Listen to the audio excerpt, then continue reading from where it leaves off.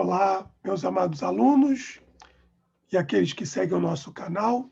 Eu vou fazer uma pequena videoaula para que nós possamos apresentar um pouco a linha do tempo da história da filosofia.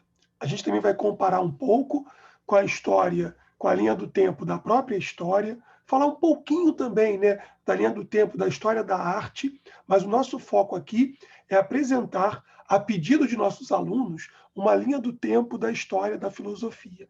A gente vai dividir, né, claro, de maneira mais ou menos convencional. Na história, nós temos uma convenção que faz uma divisão da linha do tempo da história em pré-história, uma história antiga, uma história medieval, uma história moderna e uma contemporânea. A gente vai fazer uma divisão, né, estudando a linha do tempo da história da filosofia, mas entendendo que não existe uma convenção, né, tão mais aceita entre os filósofos. E até por isso, eu vou apresentar para vocês algumas construções diferentes, mas pontuando para que a gente possa ter uma ideia geral de uma divisão da linha do tempo da história da filosofia. É uma questão mais ou menos básica, mas que é importante também para nós, para que nós possamos nos localizar bem no tempo e no espaço da filosofia. Bom, então vamos começar, né? Aqui a gente tem uma visão geral, né? Com o nosso primeiro filósofo, Tales de Mileto, que viveu na região da Jônia, hoje é parte da Turquia, mas ele é, na sua origem, grego. Aquela região ali fazia parte da antiga Grécia, né? Aquelas colônias gregas. Os seus discípulos, né, Anaximandro, Anaxímenes, vão formando ali o que nós vamos chamar de filósofos pré-socráticos. O Confúcio, que viveu mais ou menos de maneira contemporânea a Tales de Mileto, a gente não vai entender como o primeiro filósofo. Ele tem uma filosofia de vida que é importante no Oriente, tá legal? Que até nos afeta e deve afetar, mas isso é um consenso, é um dos poucos consensos entre os filósofos. O primeiro filósofo é Tales de Mileto. A gente vai fazer uma divisão, né, dele com Sócrates, a gente vai chamar aqui, né, de pré-socráticos, e a partir de Sócrates, a gente vai viver o período clássico da filosofia, basicamente com Sócrates, com Platão, Aristóteles e também os filósofos sofistas. Veremos aqui. Também poderíamos colocar aqui alguns dos filósofos pré-socráticos, que foram contemporâneos a Sócrates. Mas Sócrates é um divisor de águas, porque ele vai ter como objeto realmente central dos seus estudos o ser humano. Depois a gente vai ver aqui uma filosofia mais medieval, a gente vai colocar basicamente Santo Agostinho, tem aqui a figura de Boécio, tem o oriental como Avicenna, poderíamos colocar aqui também Averroes, que não aparece aqui para a gente, Santo Anselmo, né? Aliás, tem aqui também o Averroes, sim, Avicenna e Averroes. Pedro Abelardo, Maimônides, Duns Scoto e, o mais importante, da parte que nós chamamos de escolástica, Santo Tomás de Aquino. Depois a gente vai ter uma filosofia moderna, com os filósofos modernos. Aqui já poderíamos colocar Erasmo de Roterdã, poderíamos colocar bem, né, Nicolau Maquiavel, o próprio Thomas Hobbes, né? René Descartes, que é um clássico aqui também para a gente, e uma filosofia que a gente vai falar de transição desse mundo moderno para o mundo contemporâneo com os iluministas, tá? Que vão ser Jean-Jacques Rousseau, Voltaire, Montesquieu. E, para muitos pensadores, o divisor de águas da filosofia moderna para a filosofia contemporânea vai ser o alemão Immanuel Kant, que vai falecer em 1804, ou seja, no início do século XIX. E aí viremos até, né, caminhando pela filosofia contemporânea. Isso aqui é uma visão geral. A gente vai ver aqui visões que têm umas nuances um pouco diferentes também. Em termos de história, como é que nós tradicionalmente dividimos, né, por uma convenção, por um acordo entre os historiadores. Isso também, hoje, é um tanto um quanto questionado, porque parte de um pressuposto de uma divisão da história bastante eurocêntrica, porque ela se concentra nos fenômenos ocorridos na Europa. E aí, como os historiadores, via de regra, fazem, né? Vão chamar uma pré-história, que é muito discutível, né? Os historiadores discutem muito isso também, porque é claro que o homem que viveu antes do desenvolvimento, aqui bota 4.000 mais ou menos antes de Cristo, quando os sumérios vão desenvolver uma escrita, naquela região ali também da Mesopotâmia. Uma escrita de caráter mais ou menos cuneiforme, né? Feito naquelas argilas, né? Tabuinhas de argila. Mas antes, a gente não tem a escrita, mas obviamente que o homem que viveu antes do advento da escrita, ele também produzia história.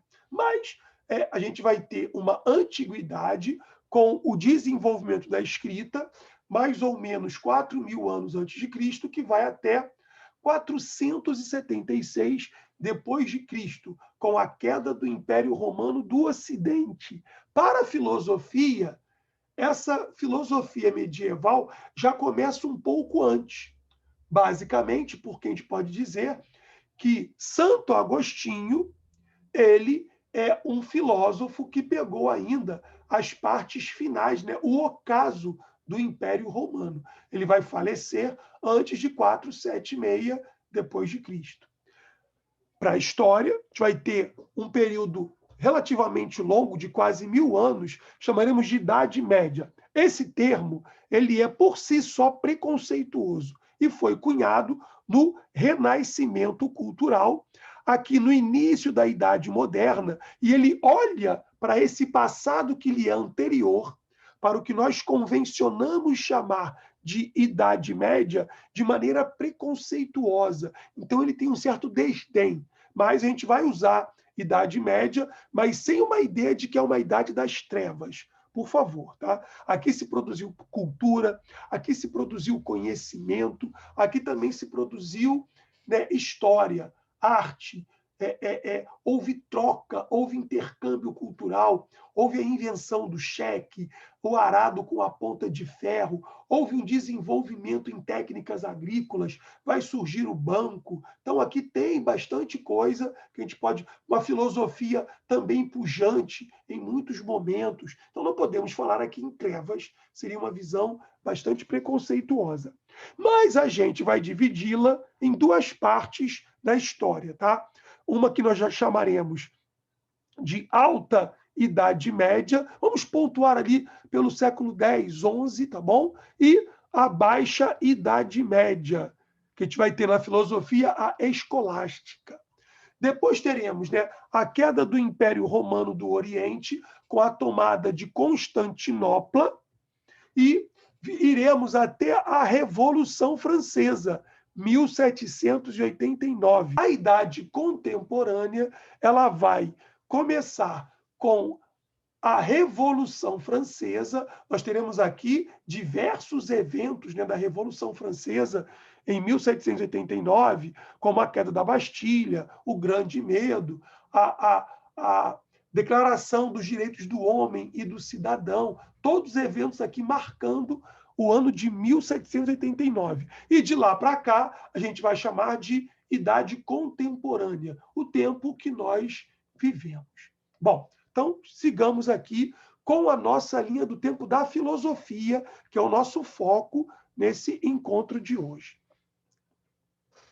A filosofia antiga, na nossa linha do tempo, nós vamos dividir em alguns períodos. Bom, o primeiro momento nós vamos chamar de filosofia pré-socrática. A gente já citou aqui um pouco antes. Com Tales de Mileto, com Heráclito, com Parmênides, tá? Com Demócrito de Abdera, o filósofo, né, dos átomos, que vai falar aqui dos átomos, e etc.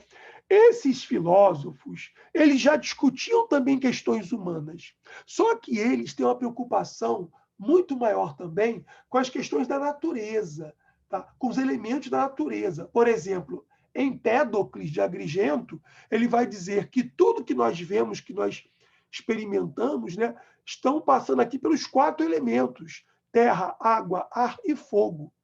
Então, esses autores, eles estão preocupados com as questões da natureza. O primeiro filósofo, Tales de Mileto, a água é arqué de tudo. E aí, a gente vai ter com Sócrates, e são contemporâneos a Sócrates os filósofos sofistas, Trasímaco, né, e outros pensadores, tá bom? Que vão, Górgias, Protágoras, que vai dizer o homem é a medida de todas as coisas, daquelas que são enquanto são e daquelas que não são enquanto não são. Os sofistas, eles também estão focados na questão do homem, e eles são contemporâneos a Sócrates. O período clássico, então, vai abranger, né, Sócrates, Platão, Aristóteles e os filósofos sofistas, que são os maiores, né, questionadores de Sócrates, Platão e de Aristóteles, como a gente está vendo aqui também.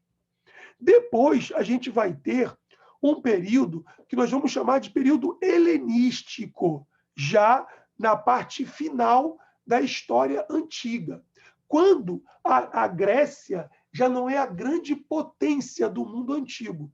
Porém, o pensamento grego, a filosofia grega, ela abraça o mundo, ela absorve o mundo, né? Isso sobretudo depois de Alexandre o Grande sair dominando o mundo, né? Domina 3 continentes, basicamente, né? Territórios da Europa, da África e da Ásia.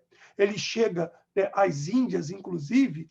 A gente vai ter, então, uma divisão básica da filosofia antiga, que vamos entender da seguinte maneira: uma filosofia, né, pré-socrática, uma filosofia clássica, já citamos aqui os nomes principais, e uma filosofia helenística. Helen, um herói da mitologia grega, e o ismo é o sistema, um sistema ligado a Helen, tá? Um grande herói para o povo grego. Os gregos não chamavam gregos, mas helenos. Já no fim do helenismo, a gente vai ter a passagem para a filosofia medieval, para a filosofia que a gente vai discorrer aqui com 2 momentos, basicamente. Tá? A filosofia patrística, que já vai abraçar aqui essa transição do período helenístico antigo para uma patrística, que chamaremos aqui os padres da igreja.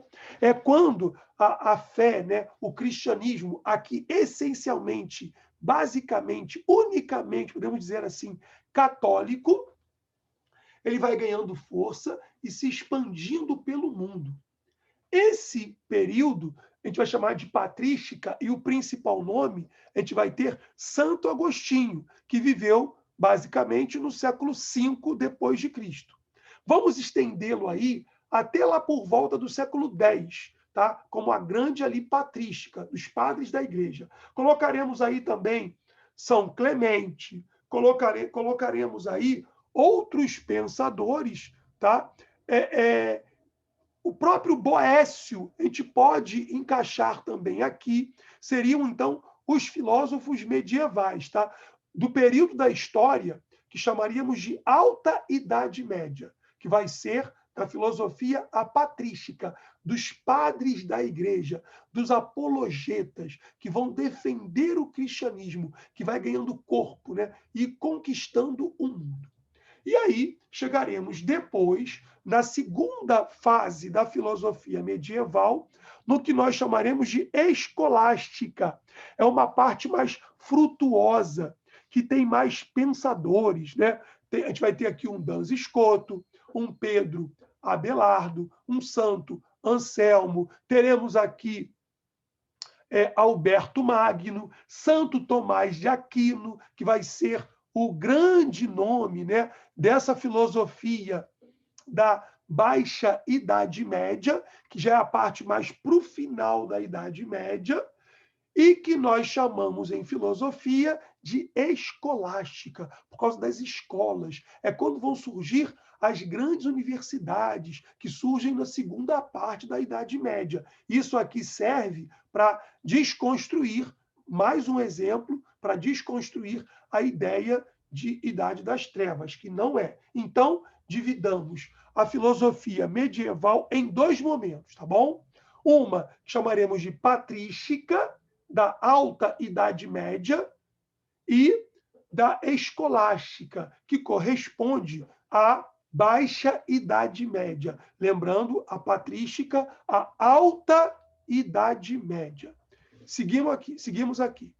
Bom, e chegamos à filosofia moderna.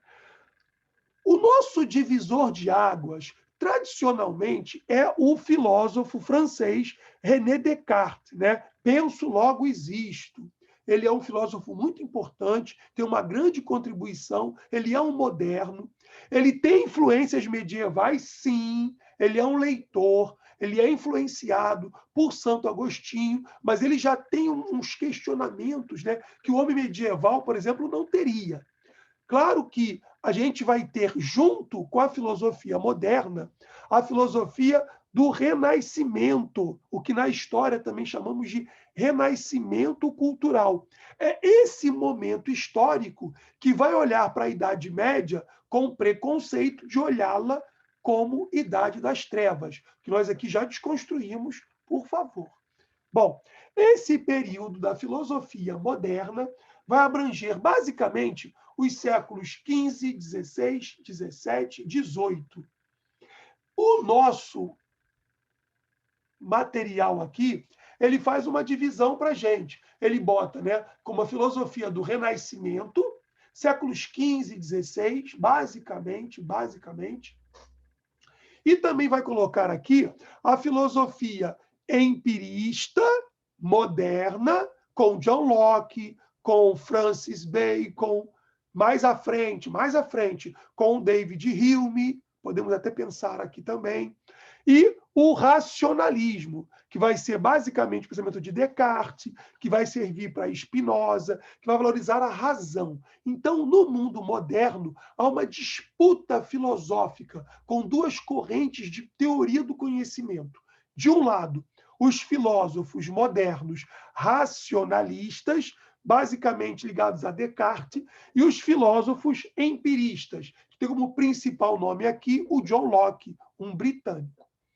Também aqui se coloca para nós os filósofos já do Iluminismo. Iluminismo já é no século XVIII. Não podemos confundir o renascimento cultural do século XVI, do século XVII, com o Iluminismo, que é o século XVIII, que é o século das luzes. Por exemplo, no Renascimento, nós não temos filósofos que abraçam, que incorporam o ateísmo. Não temos. Ele pode ter uma crise de fé, ele pode ter questionamentos, como Spinoza tem, mas ateus, os filósofos não são no Renascimento. Descartes é católico, praticante, que vive o catolicismo, que se preocupa nas suas obras em não confrontar a Igreja Católica. O John Locke é um protestante puritano, tá? Fiel à sua fé protestante. E aí a gente vai ter, já no século XVIII, o século das luzes, o iluminismo, aí sim, filósofos que, inspirados em valores do Renascimento, mas que não copiam ou simplesmente reproduzem o Renascimento, eles valorizam, por exemplo, a ideia da razão, muito forte para Descartes. Valorizam as liberdades individuais, né? O direito à prosperidade, muito forte, por exemplo, em John Locke. Mas eles não são, basicamente, renascentistas, eles são iluministas. Tá? E aí eles vão discutir aqui agora outras questões, né? Como, por exemplo, Montesquieu, né? A ideia dos três poderes, o questionamento ao poder absoluto dos monarcas, o questionamento ao mercantilismo, para poder pensar um pouco na história, nesse contexto histórico. Então, a gente vai ter um mundo moderno, com uma filosofia renascentista, só para recapitular, uma disputa muito grande no mundo moderno entre filósofos racionalistas e filósofos empiristas. E teremos ali o século XVIII, que vai culminar para a gente com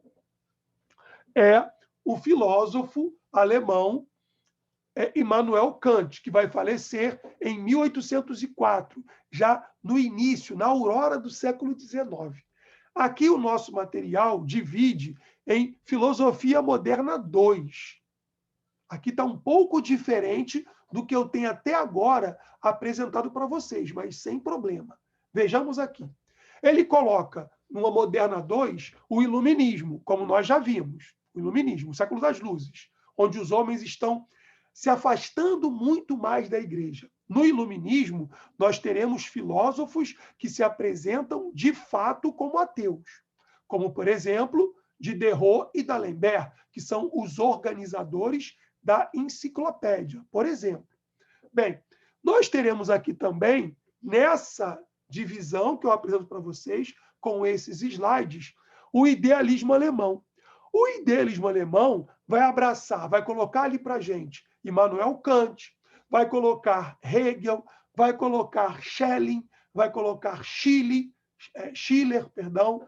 Esses autores aqui, nesse quadro, já são apresentados para nós, ainda são apresentados como modernos. Outros autores já vão colocá-los como filósofos contemporâneos. Então, aí há uma querela, uma discussão da filosofia. Vamos seguir aqui mais um pouquinho. E aí chegamos, sim, a uma filosofia contemporânea, ao século XIX. O século XIX, guardem isso, é o século da ciência. Nós teremos aqui filósofos importantes, muito relevantes para a história da filosofia, como o alemão, Karl Marx, como o outro alemão também, Friedrich Nietzsche. A gente vai poder colocar aqui Freud, que está na passagem do século XIX para o século XX. A gente vai ter homens como Schopenhauer, que é um contemporâneo ao próprio Hegel. O século XIX é o século, de fato, da ciência.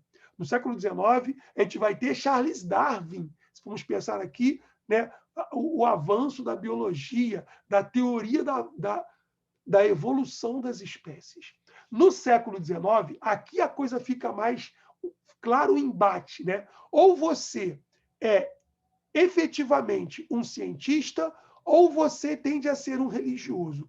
Misturar as duas coisas não era muito comum no século XIX. Tá? Havia um embate entre ciência e religião muito forte, característico do século XIX. O século XIX é o século da segunda revolução industrial da história. É quando o aço vai ser produzido agora em larga escala, é quando a gente vai ter aqui o desenvolvimento, o surgimento do automóvel, da eletricidade e etc. É o século da ciência. É a teoria repito, da evolução das espécies. É aqui Karl Marx com uma filosofia materialista, tá? Questionando a ideia de Deus. Nietzsche vai dizer que Deus está morto. Num mundo em que a ciência procura dar conta da explicação do século XIX, desse mundo que se vive ali, Deus não é mais importante para esse homem, o que não é religioso, claro. Para quem é religioso, claro que Deus continua e continuará a ser fundamental para a explicação dos fenômenos do mundo, inclusive. Mas, para Nietzsche, não, de maneira alguma. Então, a gente vai ter no século XIX, já na filosofia contemporânea, o século da ciência. Tá? E aí chegamos ao século XX, com uma filosofia mais existencialista, preocupada com a existência humana, e aí agora bem mais questionadora das questões religiosas. Ele coloca para a gente aqui o Heidegger. Heidegger não se diz um existencialista, mas a tradição filosófica o coloca enquanto tal. E ele aqui também, para a gente, aparece como um existencialista. A gente vai ter aqui também Sartre, Camus, Hannah Arendt, e o Sartre é exemplar aqui para essa filosofia do século XX. Ele vai dizer, a existência precede a essência. Quando nós nascemos, não temos essência de nada. É ao longo de nossas vidas, pelo que nós vivemos, é que nós vamos formando uma essência e construindo um caráter nesse homem. A gente vai ter aqui a escola de Frankfurt, né, Horkheimer, Adorno, os alemães, né, de novo aqui, faz uma leitura, que é uma releitura do marxismo adaptada ao século XX. Marx é o autor do século XIX. Ele não viveu muitas coisas que o século XX vai apresentar para os novos marxistas. Então, a gente vai ter aqui uma filosofia, né, do século XX, que também vai ser um século chamado de século de desilusão. A gente vai ter aqui as duas guerras mundiais, o próprio Freud, ele também vai questionar já o século XX. Ele pega, por exemplo, a Primeira Guerra Mundial e ele vê as agruras da guerra. Como o homem desenvolveu tanta técnica e tanta ciência no século XIX e desemboca no século XX, em que o homem vai achar que a ciência vai, de fato, resolver os seus males, e não é bem o que acontece, né? O século XX foi um século de desilusão, né? A gente vai ter aí essas discussões agora com força, de fato, né, da ecologia, do problema do homem. O homem é visto por muitos filósofos hoje, e eu tendo a concordar muitas vezes com isso, como sendo uma saúva. Tá? Nós somos mais de 7 bilhões e 500 milhões de saúvas, né, seres humanos, que destroem o planeta. A gente vê as queimadas e tanta coisa, tanta discussão aí, né? As questões ecológicas são fundamentais e pertinentes para nós. Então, que homem é esse? Né? A gente vai ter autores como Michel Foucault, francês, que veio ao Brasil, lançou livros do Brasil, que vem construir uma filosofia nesse ocidente periférico que nós somos nesse mundo, né? Mas que somos importantíssimos nesse mundo também tão globalizado. E aí a gente vai ter uma filosofia, né, com alguns autores, falando aqui no neopositivismo, como Russell, e uma filosofia da linguagem, com Chomsky e outros mais, né? Um marxismo no século XX, com Gramsci, né, italiano, com Lukács, e Althusser e outros filósofos, né, que a gente vai poder também pensar aqui, inclusive numa filosofia independente e um mundo tão plural como o que nós vivemos hoje. Então, o que a gente quis fazer aqui hoje era simplesmente mostrar uma linha do tempo da história da filosofia para vocês, para que a gente não confunda, por exemplo, né, renascimento filosófico, que vai acontecer também nele, por exemplo, uma revolução científica com o século XVIII, que é o século das luzes, para a gente não confundir essa linha do tempo da filosofia. Bom, para poder fechar, eu trouxe para vocês aqui uma linha do tempo com algumas pequenas peculiaridades, tá? Recapitulando, uma filosofia antiga, correto? Que vai ter as suas divisões, as suas subdivisões, com a filosofia pré-socrática, com uma filosofia clássica, Sócrates, Platão, Aristóteles e os sofistas, basicamente, e uma filosofia já da patrística. Uma filosofia medieval dividida basicamente em dois momentos históricos, a patrística primeiro, que corresponde à Alta Idade Média, e a escolástica, que corresponde à Baixa Idade Média, se pensarmos também junto com a história. Uma filosofia moderna que aqui aparece dividida, essa é a peculiaridade, como Renascimento, filosofia moderna. No Renascimento, ele coloca Maquiavel, e já num divisor de águas, vai colocar para a gente o Descartes. Também vão aparecer ali Bacon, Hobbes, Pascal, Locke e outros modernos. Mas chamemos de filosofia moderna também a filosofia do Renascimento. Eu prefiro assim. O século XVIII, que é o século das luzes, olha aqui, bem pontuado, bem distante até dos séculos XIV ao XVI aqui do Renascimento, com o século XVIII, que é o século do iluminismo, o século das luzes, tá? Que o homem vai se libertar do poder do rei absoluto e do forte poder também da igreja, e também do mercantilismo, se pensarmos aqui nos aspectos econômicos. E depois os séculos XIX e o século XX, com a filosofia contemporânea, com o desenvolvimento da técnica, da ciência no século XIX e no século XX, né? Também as ditaduras, o socialismo vivendo uma experiência real na União Soviética e depois se difundindo para outros lugares do mundo. Então, a gente vai ter uma divisão aqui um pouco mais clara aqui para a gente, né? Pontuada, e que fique clara a diferença para nós entre o Renascimento e o Iluminismo e o século XIX como o século da ciência. Essa linha aqui me chamou a atenção, porque ele faz uma diferença que vai ser rica para nós. Ele coloca aqui, entre os modernos, os filósofos racionalistas. E ele coloca, a mais, mas ele coloca aqui para a gente, ali a fonte, tem aqui a fonte, para vocês depois pesquisarem, René Descartes, racionalista, o grande pai do racionalismo moderno. E Baruch Spinoza.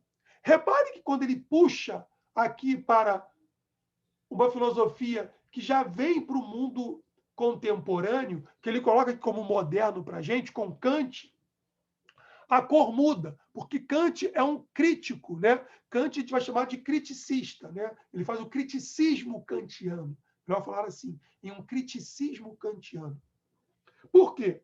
A gente vai ter a filosofia empirista, que valoriza muito a experiência, enquanto Descartes e Spinoza é a razão, sobretudo.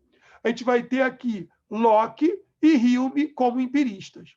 Reparem que na linha, de novo, né, que traça vermelha pelos racionalistas, e aí depois, né, um alaranjado aqui no azul dos empiristas, ela vai mudando de cor e fica um alaranjado para o Kant, porque o Kant faz a síntese entre a filosofia racionalista, de muitos modernos, e a filosofia empirista, de muitos outros modernos, e vai formar o criticismo. Tá, ok? Isso é importantíssimo, reparem, isso é importante para nós.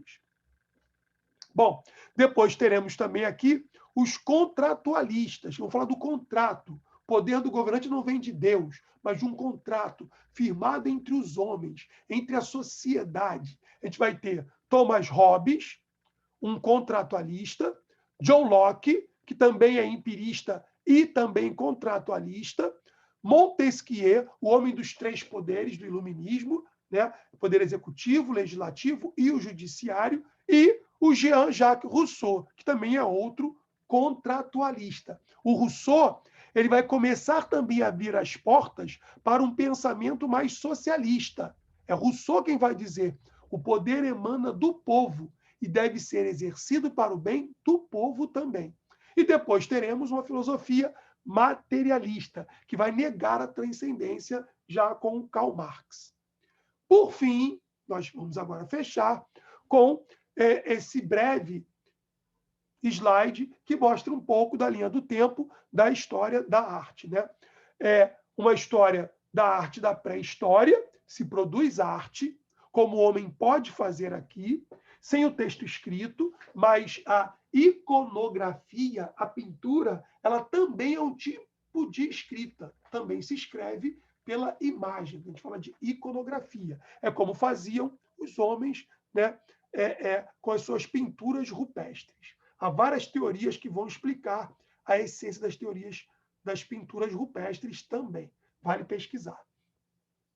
No mundo antigo, a gente vai ter, né, a arte egípcia, tá muito bonita, muito bem desenvolvida, com muita técnica.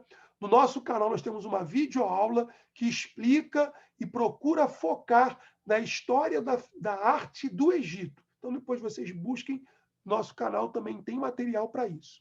A arte grega, aí eu chamo a atenção de vocês que sempre que vocês virem um vaso, tá, de fundo vermelho, é um vaso grego do século V, do período clássico, antes de Cristo, que é contemporâneo à história da filosofia clássica, da filosofia de Sócrates, de Platão, de Aristóteles e também dos sofistas.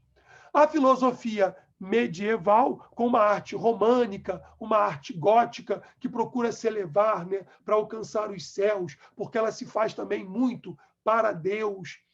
É uma arte que não se assina, e há que se explicar por quê, porque a obra de arte aqui nesse período não é minha, não é sua, ela é coletiva. Então, por que assinar? Ela é nossa. E depois uma arte mais moderna, né? A arte do Renascimento. Quem nunca ouviu falar, né? Claro, né? De Botticelli, de Michelangelo, de Rafael, Leonardo da Vinci e vários outros pintores do Renascimento. Aqui vale um recorte. O artista do Renascimento, não só pintores, ele não tem uma autonomia de fato na sua arte. Por exemplo, eles aqui são muitas vezes financiados por mecenas, por papas, por exemplo, por burgueses. Então, é claro que ele acaba sendo comprometido com aquele que financia a sua obra de arte. E no mundo contemporâneo, a gente vai ter aqui o neoclassicismo, né, com Jacques-Louis David, o pintor, o grande pintor, com grande material ligado a Napoleão Bonaparte. A gente vai ter aqui um romantismo, que também acompanha a filosofia romântica do século XIX, que a gente citou aqui, com Fichte, com Schelling, com Hegel e etc. E também a gente vai falar aqui do realismo, do impressionismo, de um cubismo, de um surrealismo, que faz uma crítica ao surrealismo, à filosofia racionalista. Isso é importante fazer essas pontes.